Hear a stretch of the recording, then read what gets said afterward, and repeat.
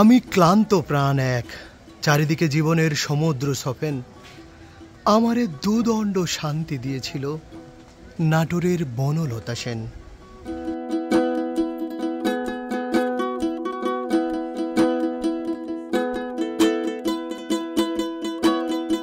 নাটোর রাজবাড়ি, যা রানী ভবানীর রাজবাড়ি নামেই বেশি পরিচিত। এই রাজবাড়িটি বাংলাদেশের নাটোর জেলার সদর উপজেলায় অবস্থিত একটি রাজবাড়ি, যা নাটোর রাজবংশের একটি স্মৃতিচিহ্ন। অষ্টাদশ শতকের শুরুতে নাটোর রাজবংশের উৎপত্তি হয়।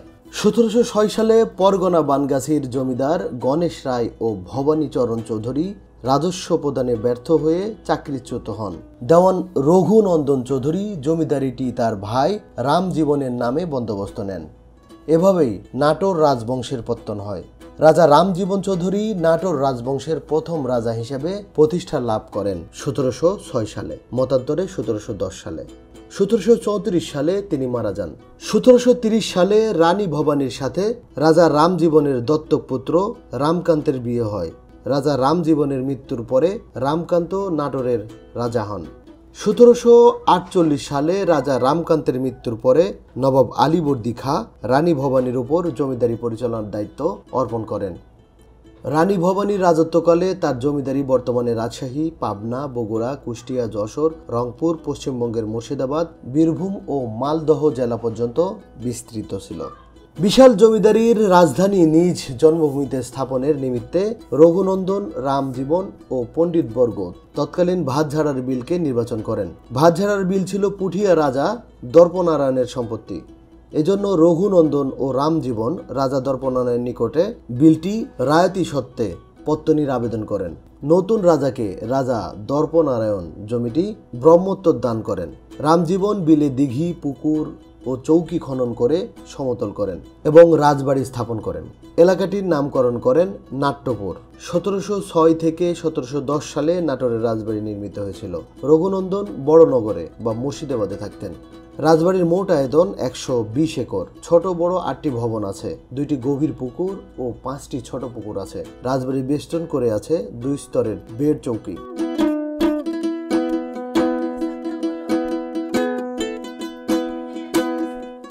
পুরো এলাকা 2টি অংশে বিভক্ত, ছোট তরফ ও বড় তরফ। রাজবাড়ির উল্লেখযোগ্য মন্দিরগুলো হলো শ্যামসুন্দর মন্দির, আনন্দময়ী কালী মন্দির, তারকেশ্বর শিব মন্দির।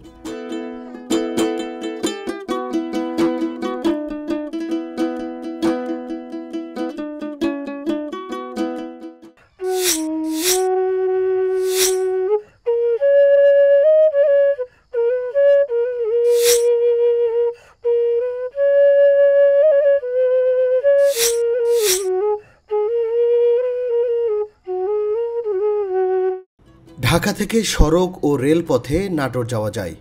নাটোর শহর থেকে রিক্সা বা টেম্পো ভাড়া করে সরাসরি রানী ভবানীর রাজবাড়ি ভ্রমণ করা যায়। ঢাকা থেকে নাটোর যাওয়ার বেশ কিছু বাস সার্ভিস রয়েছে। এদের মধ্যে গ্রিন লাইন, হানিফ, দেশ, শ্যামলী ও ন্যাশনাল পরিবহন। এসব পরিবহনগুলো নিয়মিত ঢাকার কল্যাণপুর ও গাবতলী বাস টার্মিনাল থেকে নাটোরের উদ্দেশ্যে যাত্রা শুরু করে। ভাড়া এসি নন এসি ভেদে 600 থেকে 1300 টাকা পর্যন্ত। ঢাকা থেকে Nilsagar express, Burimari express, Rangpur express, Ekota express, Chilahati express, Drutojan express, Panchagarh express এই ট্রেনগুলো নাটোর স্টেশনে যাত্রা বিরতি দেয়। তাই চাইলে এই ট্রেনগুলোর মাধ্যমে ঢাকা থেকে নাটোর সহজেই যাওয়া যায়। ভাড়া এসি নন এসি ভেদে 420 টাকা থেকে 1489 টাকা পর্যন্ত।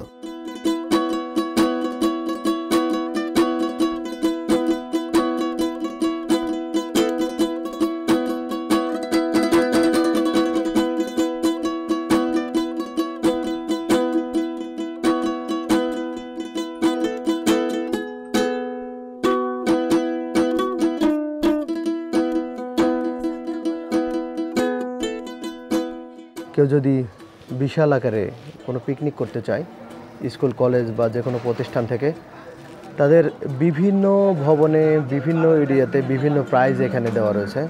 আনন্দ ভবন, হানি কুইন ভবন, এরকম বেশ কয়েকটি ভবনে যদি তারা বুকিং করতে চায়, অর্থাৎ এখানে যে ভবনগুলো আলাদা আলাদাভাবে আছে সেই ভবনগুলো যদি একদিনের জন্য বুকিং করেন পিকনিক করার জন্য, তাহলে কত টাকা ফি দিতে হবে ভ্যাট সহ তার একটা মূল্য তালিকা এখানে দেওয়া রয়েছে।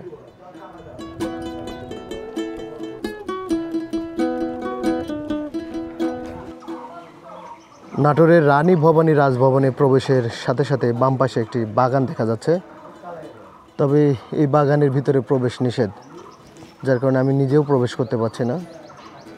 এটা সম্ভবত বর্তমানে যারা রাজবাড়ি দেখাশোনা করে, যে কর্মকর্তাবৃন্দ এই রাজবাড়ি পরিচালনা করে, দেখাশোনা করে, তাদের জন্য থাকার ব্যবস্থা হবে। আর সাথে সুন্দর একটা ফুলের বাগান। রাজবাড়িটিতে মূল গেট দিয়ে প্রবেশ করার কিছুক্ষণ পরেই হাতের বাম পাশে এই মন্দিরটি চোখে পড়বে। মন্দিরটির নাম হচ্ছে তারকেশ্বর মন্দির। দেখি আমরা ভিতরে প্রবেশ করি, কি কি জিনিসগুলো আছে এই মন্দিরের ভিতরে। মন্দিরটির ভিতরে প্রবেশ করলে আমরা আরেকটি মন্দির দেখতে পাচ্ছি, সেই মন্দিরের নাম হচ্ছে জয় বাবা ভোলানাথ মন্দির। মন্দিরের ভিতরে ভোলানাথ বাবার চিত্রকর্ম দেখতে পাচ্ছি, আর পাশ দিয়ে লেখা আছে বেশ কিছু সুন্দর সুন্দর বাণী। রণে বনে জলে জঙ্গলে যখনই বিপদে পড়িবে আমাকে স্মরণ করিবে, আমি রক্ষা করিব। দর্শক, আমি এখন অবস্থান করছি নাটোরের রানী ভবানী নাটোর রাজবাড়ির ভিতরে, তারকেশ্বর শিব মন্দিরের ভিতরে। এখানে এসে এই মন্দিরের ভিতরের কারুকাজ শিল্পকর্ম দেখে আমি মোটামুটি অভিভূত। এরকম কারুকাজ সম্পন্নিত এত রত্নবান মন্দির আমি খুব কমই দেখেছি। এখানে এসে এখানকার পুরোহিতের সাথে আমার দেখা হয়ে গেল, উনি অত্যন্ত সজ্জন ব্যক্তি। এখন ওনার সাথে কিছু কথা বলবো এই মন্দির সম্পর্কে। দাদা নমস্কার। নমস্কার। কেমন আছেন? আছি, ভালো। আপনার নাম? আমার নাম শ্রী গোবিন্দচন্দ্র দাস, গোবিন্দ সাধু। গোবিন্দ সাধু। গোবিন্দ সাধু। আপনি কতদিন থেকে এই মন্দিরের খেদমতে আছেন? আমি এখানে খুব ছোট থেকে আছি, 30-35 বছর হয়ে গেল এটার খেদমত করা। এটা আগে কিছুই ছিল না, রানী মাছ করে থুয়ে যাওয়ার পরে এটা পরিত্যক্ত হয়েছিল, বহুকাল ভগ্ন অবশেষ একটা পরিত্যক্ত জায়গা। তা আমি এটা এখানকার সাধু বাবা, খুব ছোট থেকেই বাবার একটা আধ্যাত্মিক সাধক, তপস্বী, জপ তপ করি, সন্ন্যাসী। এখানে এসে জঙ্গলের মধ্যেই তপস্যায় বসি। এই তখন থেকে আস্তে আস্তে আস্তে আস্তে এটা ভক্তবিন্দুর দ্বারা, তাদের সহযোগিতা, আবার পুনরায় এটা প্রতিষ্ঠিত সংস্কার হয়েছে। এখন এটা মহাতীর্থ স্থান। বছরে 2টো অনুষ্ঠান করি, একটা শিবরাত্রি আর একটা শ্রাবণ মাসের শেষ সোমবারে ব্রহ্মম অনুষ্ঠান। হাজার হাজার ভক্তবৃন্দ আসে, মা বোন আসে, বাবার পূজা দেয়, চান করে ওঠে, তাকে চান করায়। এই চান অনুষ্ঠানটা প্রতি বছর আমরা এখন এখানে করি। তাতে মোটামুটি গোটা বাংলাদেশে প্রতিটা জেলা থেকে এখানে ভক্তবৃন্দ আসে। তাদের হেফাজত করা, সহযোগিতা করা, প্রসাদের আয়োজন করা, সার্বিক ব্যবস্থা আমরা করে থাকি।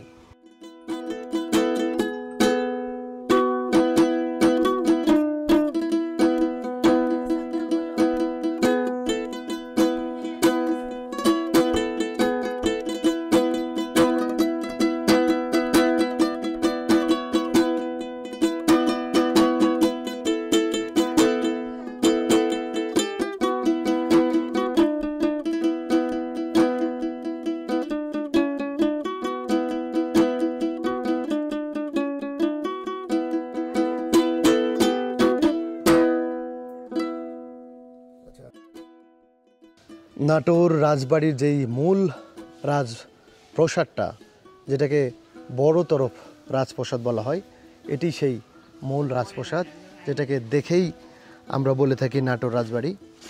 আসলে এটি নাটোর রাজবাড়ির শেষ কথা নয়। নাটোর রাজবাড়ি মানে বিশাল এরিয়া, বিশাল বিশাল ইতিহাস, অনেক কিছুই কিন্তু এখানে জড়িত আছে, কিন্তু আমরা মূলত রাজবাড়ি বলতে যে জিনিসটা বুঝি, যে বিল্ডিংটা বুঝি, এটাকেই বুঝি।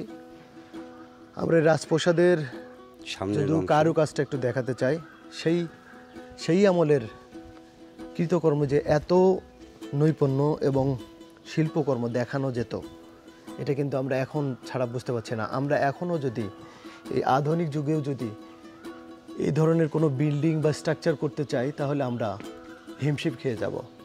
এত সুন্দর নৈপুণ্য, এত সুন্দর কারুকাজ এখন হয়ে থাকে না।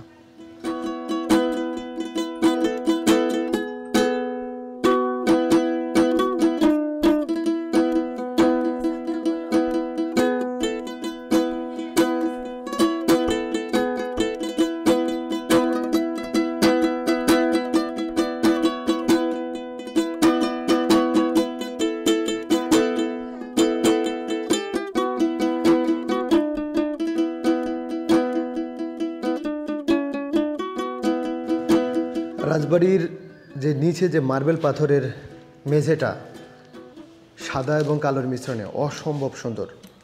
ঠিক উপরে যদি দেখি লোহার রেলবিটের সাথে কালো এবং সাদা রঙের মিশ্রণে সুন্দর একটি এই যে ভিতরটা কারুকাজ ফুটিয়ে তোলা দেখার হয়েছে। মতো নাই, সব বন্ধ আছে। আর এই রাজবাড়ির প্রত্যেকটা দরজায় কাঠের তৈরি। সেই শাল কাঠ, সেই পূর্বে, এখনো যে কিচ্ছু হয়নি। এটার সিস্টেমটা এরকম আগে ছিল, হ্যাঁ, চাইলে এরকম উকি দিয়ে দেখা যেত। সেই শাল কাঠ এখনও অক্ষত রয়েছে।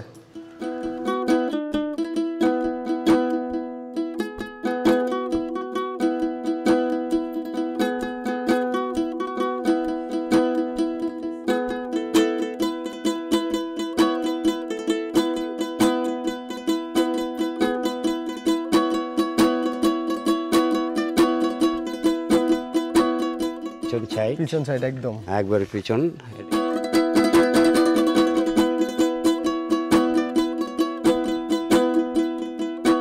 দিঘির নাম হচ্ছে কালাচান গোপীনাথ। কালাচান গোপীনাথ। মানে ভগবান শ্রীকৃষ্ণেরই আর এক নাম কালাচান গোপীনাথ। আচ্ছা, ওনার নামের উপরে পুকুর। এই নাম পুকুরের ইয়ে দিয়ে ওই মন্দিরের কার্যকলাপ চলে, যে কালাচান গোপীনাথ পুকুর আছে, ইয়া মন্দির আছে। মন্দির। তার মানে এটা হচ্ছে সরাসরি হচ্ছে রাজপ্রাসাদের, হ্যাঁ, দেবত্রী স্টেট, বড়তর রাজপ্রাসাদের একদম পিছনে, পিছনে পিছনের মন্দির। এখন। আচ্ছা, তাহলে আমরা এই রাজপ্রাসাদের ছাদে উঠা যাই? ছাদে না, বন্ধ। বন্ধ? আগে আগে উঠা যেত, হ্যাঁ, আগে উঠা যেত। কিন্তু এখন বন্ধ করা হয়েছে। এটা বন্ধ করে রাখিছি, যেহেতু এটা প্রত্নতত্ত্ব বিভাগের নিয়ন্ত্রণে। এটা কফি হাউস, আপনি কফি খাবেন? কফি কি এখন? হ্যাঁ, না, না, নাটোরে সেই বর্ণলতা সেন, হ্যাঁ, নাটোরে এসে একজন একটা কফি খাবেই, এরা নাটোরে কাঁচাগোল্লা খাবি, এগুলো তো এসে ঐতিহাসিক জিনিস। আচ্ছা, হ্যাঁ, রানী ভবানী কফি হাউস। জি। এই রানী ভবানী কফি হাউস নাম হওয়ার কারণ হচ্ছে রানী ভবানী রাজবাড়ির ভিতরে আছে সেজন্য। হ্যাঁ, হ্যাঁ, হ্যাঁ। আর এখানে দেখতেছি খুব সুন্দর বসার জায়গা, মানে বিকেল বেলা খুব যারা সুন্দর, কফি হ্যাঁ, খাবে যারা কফি তারা খাবে। এখানে বসে বসে কফি খেতে পারবে। হ্যাঁ। কফির একটু কালেকশনগুলো দেখি। এটা কি নাটোরের বনলতা সেনের সাথে কোনো একটা সম্পর্ক আছে? নাটোরের বর্ণলতা সেন সেটা হচ্ছে একটা কাল্পনিক, ঐশ্বরিক। হ্যাঁ, হ্যাঁ, এই মা রানী ভবানীকে কেন্দ্র করেই গানটা লিখেছিল, যে সে এতই সুন্দর ছিল যে নাটোরের বন লতার ভিতরে তার একটা যে রূপ, এই রূপের একটা বিকল্পই নাই। এই জন্য নাটোরের সেই বনলতা সেন, আচ্ছা, হ্যাঁ, গানটা লিখেছিল। দাদা বিষয়টা হচ্ছে নাটোরের বনলতা সেন এটা একটা কল্পনা, তাই তো? কাল্পনিক, জি। হ্যাঁ, বনলতা সেন বলে কোনো চরিত্র নেই, না, কিন্তু এই রানী ভবানীকে কেন্দ্র করে এই এই বনলতা গানটা সেন লিখেছিল জীবনানন্দ দাশ। হ্যাঁ, কবি জীবনানন্দ দাশ একদিন আসছিল এখানে, তো মা রানী ভবানী ওনাকে সেবা দিছিল। এই সেবা পায় উনি এতই উন্মগ্ন হয়েছিল যে সে আবেগের বসে এই গানটা, হ্যাঁ, রচায়িত করেছিল, যে নাটোরের সেই বনলতা সেন। নাটোরের মানে- বনলতা সেন, জি। আচ্ছা, তাহলে বলা যায় নাটোরের বনলতা সেনের সাথে মানে কাল্পনিক যে বিষয়টা ছিল এটা মূলত রানী ভবানীকে কেন্দ্র করে, জি, তাই তো? হ্যাঁ, আর কাকু না। রানী ভবানী নাটোরের রাজবাড়ির মূল ভবনটি এটি হলেও মহারানী কিন্তু এখানে বসবাস করতেন না, কিন্তু রানী বসবাস করছেন এই ধ্বংসাবশেষ যেই বিল্ডিংগুলো দেখছেন সেগুলোতে। এটি হলো রানী ভবন। বর্তমানে এর অবস্থা জীর্ণশীর্ণ।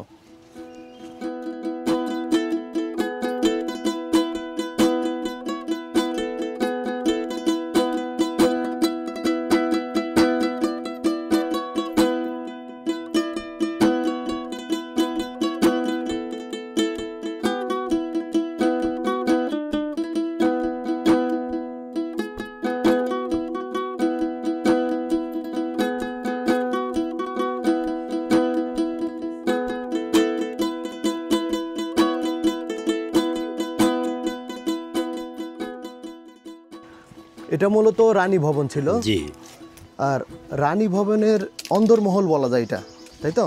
জি। অন্দরমহল, এটা অতিথিশালা, যারা অতিথি আসতো তাদেরকে, অতিথিশালা মানে রানী ভবনের পাশে যত এটা ছিল অতিথি আসতো, অতিথিশালা। এটা অতিথিশালা, এখানে অতিথি আপ্যায়ন হতো, আচ্ছা, অতিথিরা যখন আসতো তখন এখানেই তারা থাকতো। থাকতো, এখানেই তাদেরকে রেখে আপ্যায়ন করা হতো, রাইট? জি। এখন সেটা কি পরিত্যক্ত? এখন পরিত্যক্ত, এখন এটা বাগান বাড়ি, পিছনে বাগান বাড়ি। পিছনে একটা বাগান বাড়ি, জি, রাজবাড়ির অংশ। অংশ।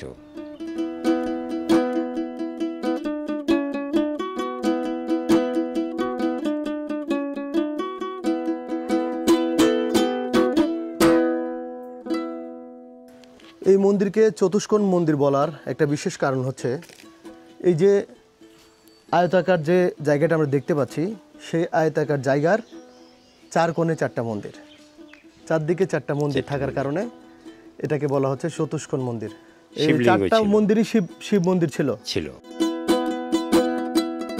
আমরা যে চতুষ্কোণ মন্দিরটা দেখেছি, এই মন্দিরের পাশেই আমরা আরেকটি মন্দির ছিল, এখন নেই, দেখতে পাচ্ছি একটা গাছ রয়েছে। এই গাছটাই সেই গাছ, সেই গাছটা হাজার বছরের পুরানো এই গাছটা, পুরাতন গাছ, কিন্তু দেখে বোঝার উপায় নাই এই গাছটির বয়স 1000 বছর। দেবদারু গাছ, দেবদারু গাছ, দেবদারু গাছ। আচ্ছা, এখানেই ছিল মনসা দেবীর বাড়ি। আচ্ছা, স্থান, আসন। আসন, এটাই একসময় মন্দির ছিল, বর্তমানে সেটা নেই। নাই, 3মুখী সাপ দেখলাম আর 5মুখী দেখলাম শিব মন্দিরের পাশে। সেটা কারণটা ছিল যে এই মনসা দেবীর বাড়ি ছিল এখানে, এই কারণে এই এখানে এখনো আছে, লক্ষ লক্ষ সাপ থাকে।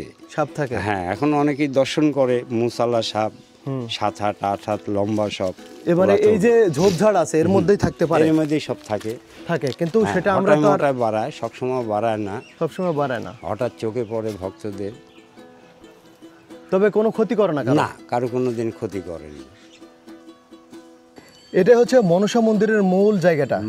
আমরা যেটা দেখেছিলাম ওই পাশে, সেটা হচ্ছে ব্যাক সাইড, অর্থাৎ এটা ফ্রন্ট সাইড। এইখানেই সেই পূজাটা হয়।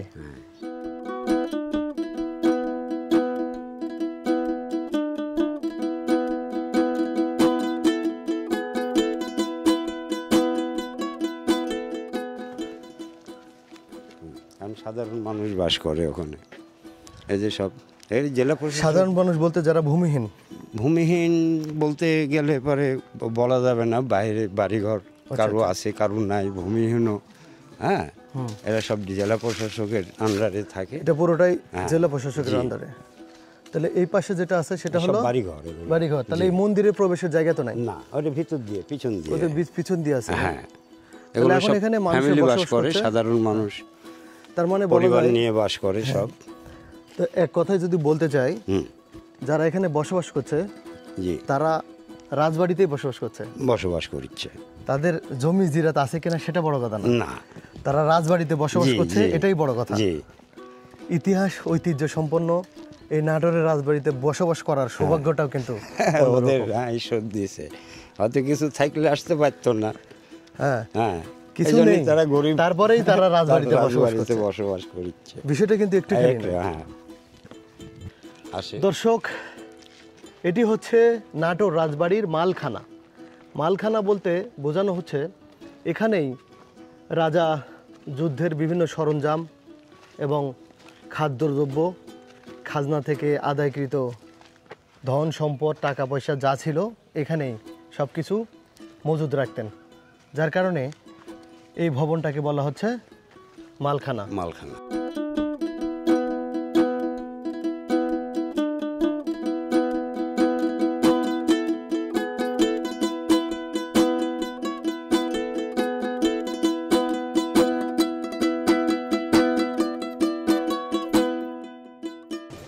এটি হচ্ছে শ্রী শ্রী শ্যামসুন্দর বিগ্রহ মন্দির। এই মন্দিরের পাশে যেই ভবনটি আমরা দেখতে পাচ্ছি, এই ভবনটি আসলে গার্ড হাউস, অর্থাৎ ওই সময় রাজা যখন রাজত্ব চালাতেন তখন যে গার্ডগুলো ছিল সেই গার্ডগুলোর থাকার ব্যবস্থা ছিল এখানে। এটাকে এই জন্য বলা হচ্ছে গার্ড হাউস। আমরা একটু শ্যামসুন্দর মন্দিরের ভিতরে প্রবেশ করব। ঢুকতেই বিশাল একটি দরজা আমরা দেখতে পাচ্ছি কাঠের।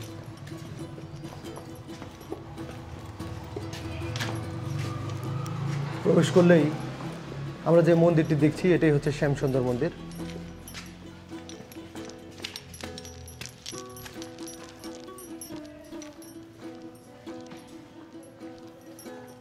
মন্দিরের উপরের কাঠামোগুলো সুন্দর, গ্লাস ফিটিং, বিভিন্ন রং করা রয়েছে। এটা একটু মাঝখানে জায়গাটা খালি রয়েছে, এখানে বিভিন্ন সময় বাণী অর্চনা করার জন্য ব্যবহৃত হয়, বিভিন্ন বৈঠক সংগঠিত হয় এখানে। আর আমরা যে মন্দিরটা দেখছি এটাই শ্যাম সুন্দর মন্দির। রাজার ছবি আছে, ওই যে রাজার ছবি, টাইগার যান গেলে রাজার ছবি ভিতরে। হ্যাঁ, মন্দিরের আচ্ছা, উপরে আমরা আসেন। দেখতেছি এখানে রাজার আচ্ছা আসেন, আপনি আসেন। এই যে ওই যে সামনে রাজার এটা হচ্ছে মহারাজা যোগেন্দ্রনাথ রায় বাহাদুর। যোগেন্দ্রনাথ রায় বাহাদুর, এটা হলো যোগেন্দ্রনাথ রায় বাহাদুরের ছবি, হ্যাঁ, বড় তরফ, বড় তরফদার। উনি বড় ভাই। আর ওনারই ছোট ভাই বীরেন্দ্রনাথ রায় বাহাদুর পাগলা রাজা, ছোট তরফ। ছোট তরফ। এখন এটা জগন্নাথ ধাম, জগন্নাথ দেবের রথযাত্রা হয় এখানে জগন্নাথ জি, দেবের হাজার হাজার ভক্তবৃন্দ আসে, নিত্য পূজা হয়, বৎসরিক অনুষ্ঠানগুলো হয়।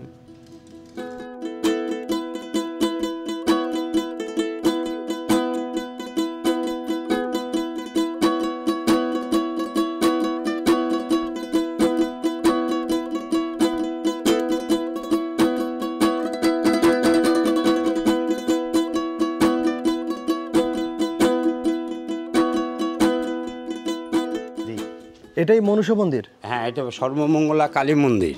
সর্বমঙ্গলা সর্বমঙ্গলা কালী মন্দির, হ্যাঁ। পাশেই মনসা মন্দির। এই যে এই ঘরটা মনসা মন্দির, ওইটা কালী মন্দির। আচ্ছা, হ্যাঁ, পিছনে এখানে এই পাশে যে ঘরটা আছে ডান হ্যাঁ, পাশে এটা সেটা হচ্ছে মনসা মন্দির। আর এটা এখনো হচ্ছে পূজা পার্বণ করা হয়। এটা কালী মন্দির, সর্বমঙ্গলা কালী মন্দির। সর্বমঙ্গলা। তার মানে হচ্ছে এই কমপ্লেক্সটা আমরা বলতে পারি পুরোটাই মন্দির প্রাঙ্গণ, সর্বমঙ্গলা কালী মন্দির কমপ্লেক্স। এর ভিতরের একটা পার্ট হচ্ছে মনসা মন্দির। মনসা মন্দির। তাহলে মনসা দেবীর বাড়িটা কি এখানেই ছিল? হ্যাঁ, এটাই বাড়ি, এটাই। এইটাই।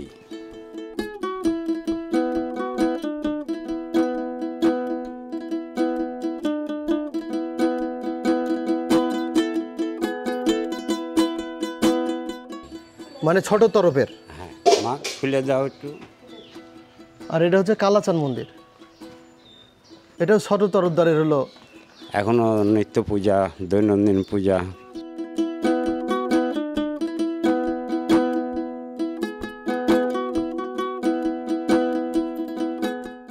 দর্শক আসসালামু আলাইকুম।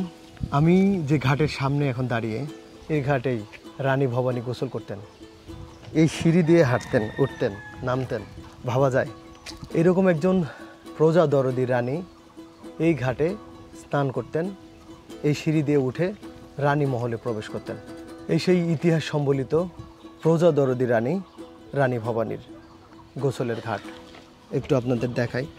বর্তমানে ঘাটটি দুই সাইডে আবর্জনায় পরিপূর্ণ, খুব ভালোভাবে পরিষ্কার করা হয় না এই জায়গাগুলো। এখন এক কথায় পরিত্যক্ত বলা যেতে পারে।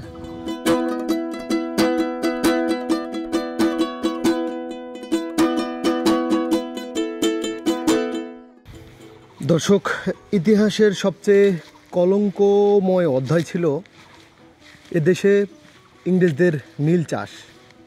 এই নীল চাষ করতে এসে আমাদের দেশের চাষিদের উপরে চালিয়েছে নির্মম অত্যাচার এবং জঘন্যতম হত্যাকাণ্ডের। যে হত্যাযজ্ঞগুলো চালিয়েছে তারই কিছু নিদর্শন এবং স্মৃতি এখানে টিকে আছে আজও নাটোর রাজবাড়ির ছোট তরফদারের বাড়ির সামনে। আমরা দেখতে যাচ্ছি ইতিহাসের সবচেয়ে কলঙ্কময় অধ্যায়, নীলকরদের নীল চাষে আমাদের দেশের চাষিদের উপর চালানো অত্যাচার এবং হত্যাযজ্ঞের কিছু স্মৃতিচিহ্ন। আমরা দেখেছি রানী ভবানী প্রজা দরদি, প্রজাদের জন্য নিজেকে আত্মবিয়োগ করেছেন। এমনকি মৃত্যুর পরও তিনি এই মর্তে ফিরে এসেছেন প্রজাদের কল্যাণ করার জন্য, প্রজাদের সেবা দেওয়ার জন্য। এমন এক মমতাময়ী অর্ধবঙ্গেশ্বর রানী ভবানীর এই রাজভবনে ঘটেছে ইতিহাসের সবচেয়ে কলঙ্কময় হত্যাযজ্ঞের কাহিনী।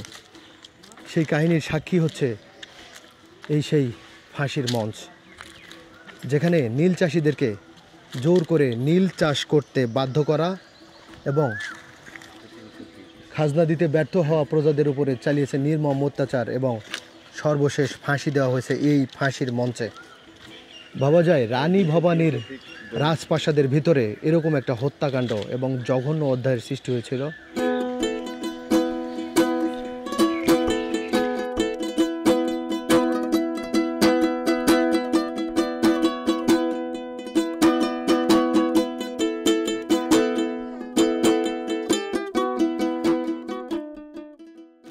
নাটোর রাজবাড়িকে দুইটি ভাগে বিভক্ত করা, একটি হচ্ছে বড় তরফ এবং ছোট তরফ। আমরা বড় তরফ রাজবাড়িটা প্রধান রাজবাড়ি দেখেছি, এটা হচ্ছে ছোট তরফদারের রাজবাড়ি। আমরা এই ছোট তরফদারের প্যালেসের পাশেই দেখতে পাচ্ছি ছোট তরফদারের অতিথিশালা। এটা ছিল ছোট তরফদারের অতিথিশালা। এর মাঝখানে বিশাল একটি আম গাছ দেখতে পাচ্ছি।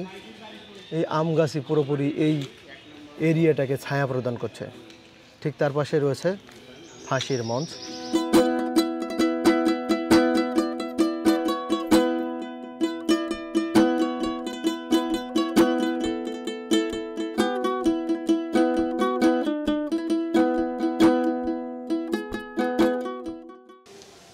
এটা হচ্ছে ছোট তরফদারের রাজপ্রাসাদ।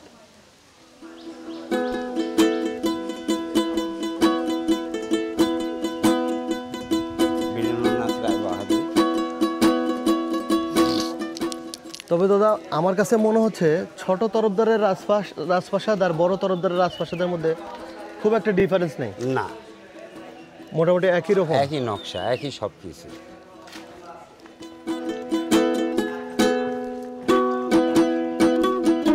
কারুকাজ আপনার সব কিছু একই রকম, একই রকম, সব একই রকম।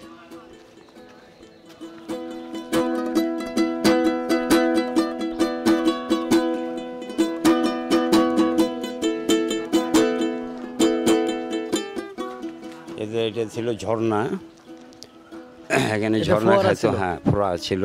বিকালবেলা সব বসে এখানে। এই যে এইটা ছিল ফোয়ারা। আর এই রাজপ্রাসাদের এটা কি মূল প্রবেশদ্বার? এটা মূল প্রবেশদ্বার। ওই সামনেরটাও এদিক দিয়েও সবসময় চলাফেরা করতো। পিছনে গেট আছে, পিছনে মানে চতুর্দিকে, যেরকম বড় প্যালেসের চতুর্দিক দিয়ে রাস্তা, এটাও চতুর্দিক দিয়ে। বুঝতে পারছি। বর্তমানে এটা কালীবাড়ি, সামনে এটা কালী মন্দির। ওটা কালী মন্দির? জি। বর্তমানে এই ফোয়ারাটার কাজ করে না, ভেঙে ফেলছে। হ্যাঁ।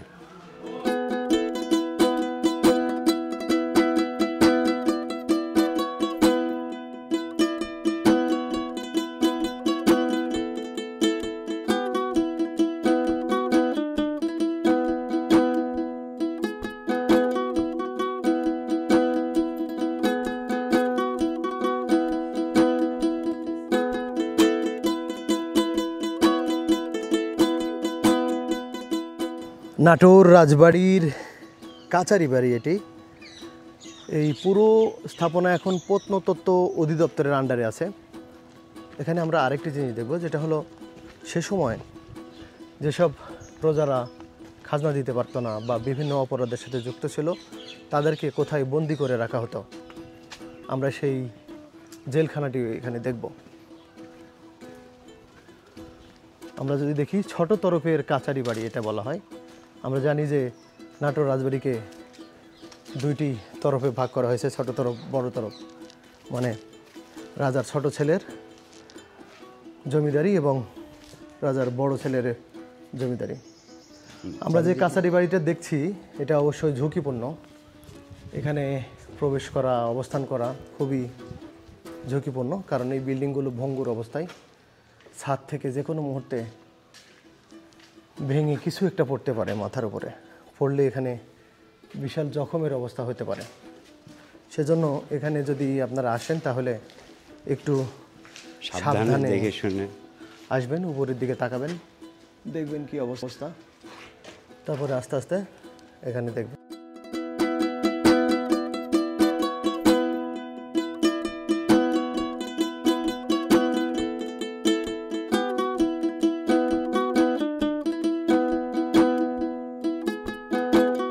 দর্শক, এটা হচ্ছে নাটোর রাজবাড়ির জেলখানা, যেখানেই কয়েদদেরকে বন্দি করে রাখা হতো। আমরা যদি একটু দেখার চেষ্টা করি, ভিতরে যে পার্টটি রয়েছে লোহার খাঁচা, সেটা আরও বেশি ভয়ঙ্কর। খুব ছোট্ট একটা খোপের মতো। যারা অপরাধের মাত্রা বেশি করত তাদেরকে সম্ভবত ওই কারাগারে রাখত। আর নর্মালি এটা ছিল জেলখানা, অপরাধীদের এর ভিতরেই বন্দি করে রাখা হতো। বর্তমানে এর অবস্থা খুবই খারাপ। গাছের শিকড় বিকড় এই দিক দিয়ে বের হয়ে গিয়েছে।